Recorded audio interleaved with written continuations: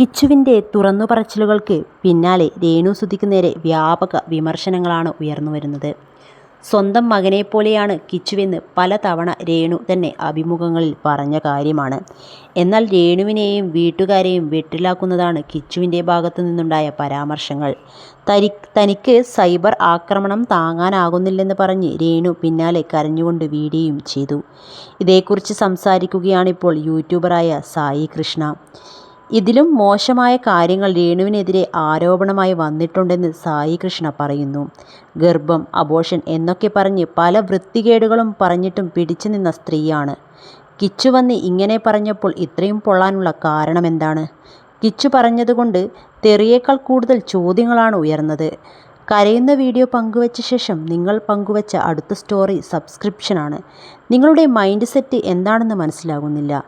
നിങ്ങളുടെ പല ഇമോഷനുകളും വൈരുദ്ധ്യമുള്ളതാണ്. ജീവിതം അവസാനിപ്പിക്കാൻ തോന്നുന്നവർക്ക് സോഷ്യൽ മീഡിയയിൽ വീഡിയോ പോലും പോസ്റ്റ് ചെയ്യാൻ തോന്നില്ല. തകർന്ന് തരിപ്പണമായി പോകും. കിച്ചുവുമായി നിങ്ങൾ പ്രശ്നത്തിലാണോ എന്ന് ഈ അടുത്ത ചോദ്യങ്ങൾ ചോദിച്ചപ്പോൾ കിച്ചു ഇപ്പോൾ എന്നെ വിളിച്ചതേയുള്ളൂ എന്നായിരുന്നു രേണു പറഞ്ഞ മറുപടി.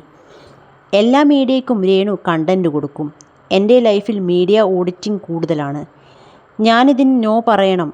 എനിക്കെപ്പോൾ വർക്കുണ്ട്. മീഡിയകൾക്ക് കണ്ടന്റ് കിട്ടാത്ത രീതിയിൽ മുന്നോട്ട് പോയാൽ നിങ്ങൾ ഇന്നത്തെ അവസ്ഥയിലെത്തില്ലായിരുന്നു. രേണു ഇങ്ങനെ ചെയ്യുന്നതിൽ കിച്ചുവിന് ബുദ്ധിമുട്ടുണ്ടായിരിക്കും. രേണുവിൽ നിന്ന് പണം കിട്ടാതാകുമെന്ന് കരുതിയായിരിക്കാം പറയാതിരുന്നതെന്നും സായി കൃഷ്ണ പറഞ്ഞു. ആ പയ്യൻ തന്നെ പറയുന്നുണ്ട്, അവൻ്റെ ജീവിതത്തിലെ 20% മാത്രമേ പറഞ്ഞിട്ടുള്ളൂ എന്ന്. ബാക്കി 80% പറഞ്ഞാലോ? ഒന്ന് പറയാം, ഇപ്പോഴാണ് ഇവർ നല്ലോണം അഭിനയിക്കുന്നത്.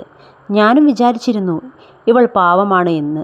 കിച്ചുവിൻ്റെ വീഡിയോ കണ്ടപ്പോൾ അതിൽ തീരുമാനമായി. അവൻ 20% പറഞ്ഞപ്പോൾ തന്നെ ഇവൾ ഇതാണ് എങ്കിൽ ബാക്കി പറഞ്ഞാൽ? അവൾ ലാസ്റ്റ് കരഞ്ഞു മെഴുകുന്ന വീഡിയോയിൽ ആ ചെക്കനെ ഭീഷണിപ്പെടുത്തുന്നുണ്ട്. അവൾക്കും പറയാനുണ്ടെന്ന് പറയിപ്പിക്കരുത് എന്നിങ്ങനെ നിരവധി കമൻറ്റുകളും വരുന്നുണ്ട്.